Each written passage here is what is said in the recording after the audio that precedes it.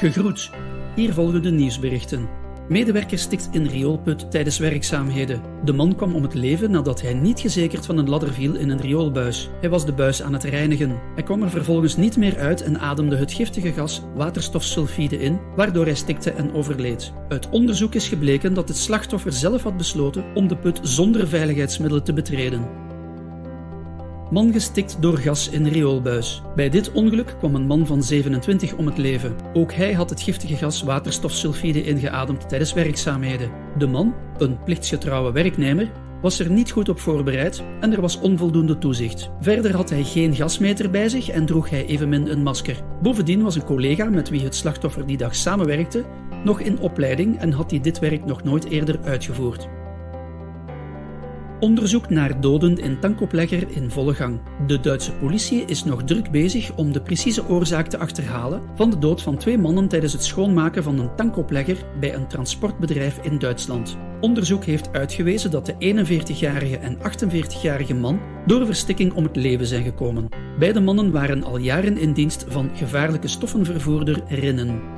We schakelen nu live over naar onze reporter Sarah. Beste collega, ik ben Sarah van KAI, en ik zal samen met jou even stilstaan bij het belang van de levenscruciale procedure rond besloten ruimte. De artikels van daarnet gaan allemaal, spijtig genoeg, over dodelijke ongevallen, gelinkt aan betredingen van dergelijke besloten ruimtes. Bij het laatste ongeval zijn 2 ervaren operatoren van Rienen omgekomen, tijdens de cleaning van een container die van bij ons kwam. Heeft niets te maken met het ongeval.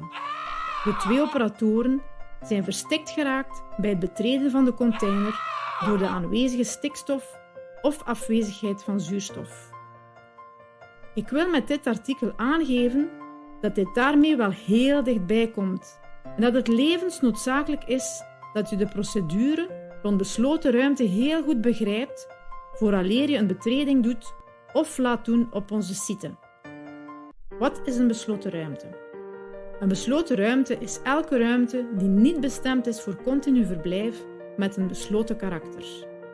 Dit is een ruimte met beperkte toegangsmogelijkheden en beperkte natuurlijke ventilatie. Dit kan bijvoorbeeld een tank zijn of een distillatiekolom, maar ook zelfs de kruipkelder van het labo. Een besloten ruimte kan ook een plaats zijn met gevaarlijke atmosfeer, met risico tot intoxicatie, brand, explosie of verstikking. Een container geïnertiseerd met stikstof is daar dus een voorbeeld van. Rollen en verantwoordelijkheden. Er zijn 6 belangrijke rollen binnen deze procedure. Eerst en vooral heb je uiteraard de betreder zelf. Door de risico's gelinkt aan de betreding goed te kennen en door de specifieke preventiemaatregelen goed toe te passen, zorg je als betreder in eerste instantie voor je eigen veiligheid. De manwacht neemt het toezicht op de veiligheid van de personen in en om de besloten ruimte voor zijn rekening en verzorgt de eerste lijnsinterventie bij noodgevallen. De afdeling waar de betreding optreedt heeft als voornaamste taak het spoelen en veiligstellen van de besloten ruimte.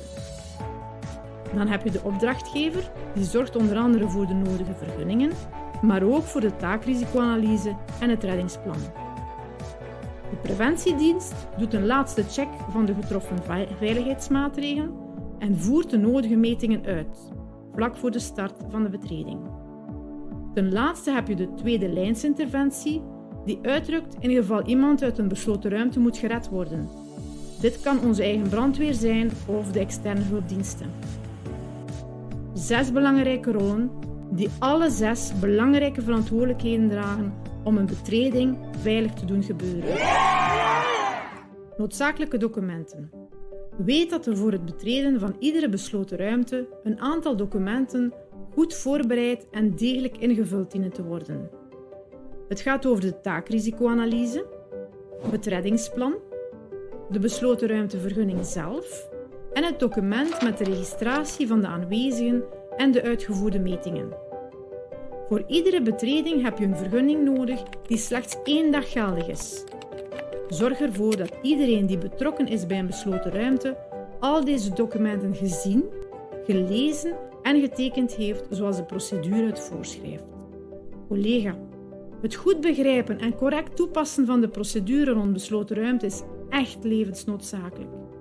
Zorg ervoor dat je ze goed onder de knie hebt voor iedere betreding plaatsvindt, zodanig dat dit in alle veiligheid kan gebeuren.